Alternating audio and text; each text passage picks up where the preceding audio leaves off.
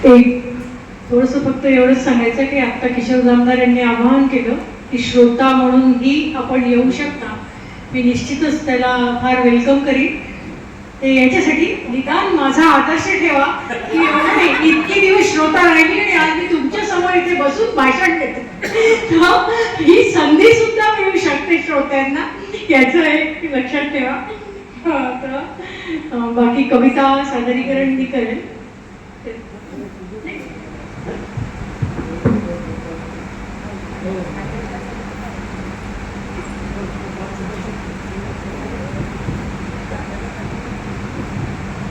मी एक आत्ताच म्हणजे आमच्या कविवारच्या ग्रुपवर मी कालच ती कविता पोस्ट केली.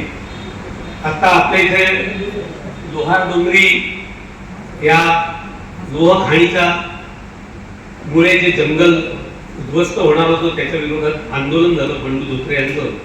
त्यात आम्ही म्हणजे आमच्यातला एक तरुण कवी अविनाश कोईनकर जो आज उपस्थित नाही आहे, पण तो फार आज सुरजागडला तो राहिला, तिथलं त्यांनी पुस्तक त्यांनी एक त्याच्यावर लिहिलं आणि सुरजागडच्या परिसरातलंच आदिवासींच्या कवितांचंही त्याचं पुस्तक गाजलं. त्यांनी एक कवी संमेलन तिथे आयोजित केलं त्या बंडू धोत्रेंच्या आंदोलनाच्या समर्थनार्थ. त्या कवी संमेलनात मी जी कविता सादर केली ती मी तुमच्यासमोर सादर करतो. त्याचं शीर्षक आहे वखवख. साऱ्याच लेकरांची भूक शमवण्याचं सामर्थ्य आहे आचळात अवनीच्या. साऱ्याच लेकरांची भूक शमवण्याचं सामर्थ्य आहे आचळात अवनीच्या. गेला सांगून म्हातारा शतकभरापूर्वीच. गेला सांगून म्हातारा शतकभरापूर्वीच. हाव पुरवणं नाही शक्य तिला. हाव पुरवणं नाही शक्य तिला, हेही गेलं सांगून. हावेला नसते मर्यादा. मोह, चार, टेमर, एरोण्या, चिंचा, आवळे, मध, जडीबुटी, बांबू, लाकूड फाटा, स्वच्छ हवा, निकळ पाणी, आधार जगण्याचा अमृतच आमचं.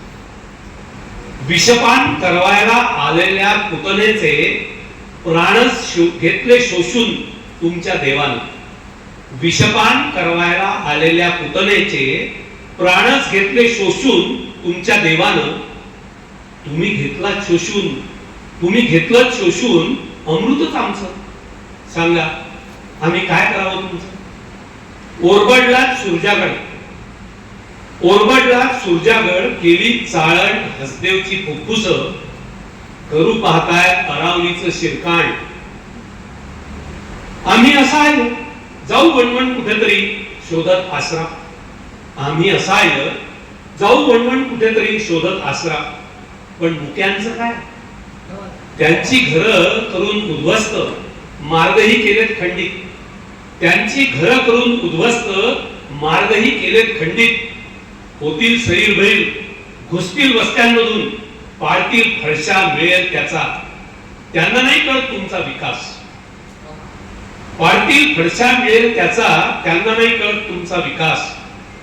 आणि निसर्ग करू पाहताय कुरघोडी ज्याच्यावर, तो नाही ऐकायचा कोणाच्या बापाला.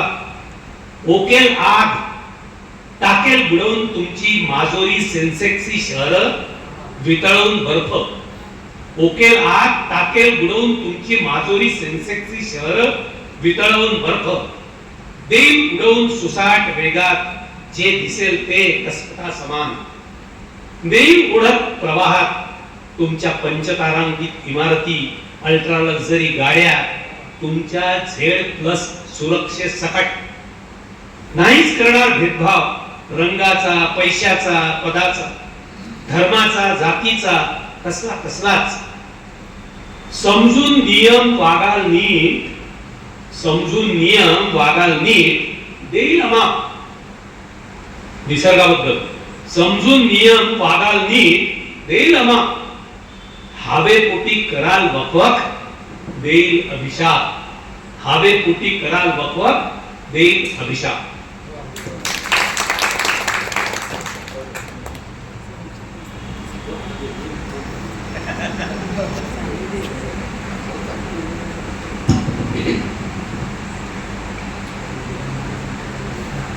माझी आवडती कविता आणि आत्ताच वर्षाताई पण म्हणाल्या ही सादर कर, तुम्हालाही आवडते. Lady bird. लेडी बर्ड ही एक सायकल आहे, आपल्याला सगळ्यांना माहिती आहे. आणि आमच्या काळामध्ये तर अगदी जेव्हा आम्ही 10वी मध्ये असायचो तेव्हा आम्हाला पहिल्यांदा सायकल मिळायची, कारण ट्युशन्स वगैरे असायच्या. आणि ती जी लेडी बर्ड आहे ती सायकल आणि त्याच्यातून जे मला जाणवलं ते काय आहे ते मी या कवितेत म्हटलं आहे. Lady bird. लेडी बर्ड उभी राहिली अंगणात, नाकळत्या वयाच्या पायरीवर, स्वप्नमुग्ध दिवसांच्या उंबरठ्यावर. लेडी बर्ड उभी राहिली अंगणात, नाकळत्या वयाच्या पायरीवर, स्वप्नमुग्ध दिवसांच्या उंबरठ्यावर. तिचा गुलाबी रंग माझ्या आत बाहेर लिप्त. तिची 2 चाक पंखच फुटले बघा. तिला सायकल म्हटलेलंही आवडत नव्हते मला. ती आणि मी नव्हताच भेद काही. दोघी सख्या होतो जीवश्च. दोघी सख्या होतो जीवश्च. बोलत राहायचो तासन तास. वाऱ्याच्या वेगावर व्हायचो स्वार. पायडलवर पायडल, शब्दांचा नाद, स्वरांचा साथ. हिंदरायचो, खिदळायचो, गायचो गाणी. एक दिवस ऋतू आला दारी. एक दिवस ऋतू आला दारी. लाल जर्द भडक कडक सायकल घेऊन हाती. एक दिवस ऋतू आला दारी.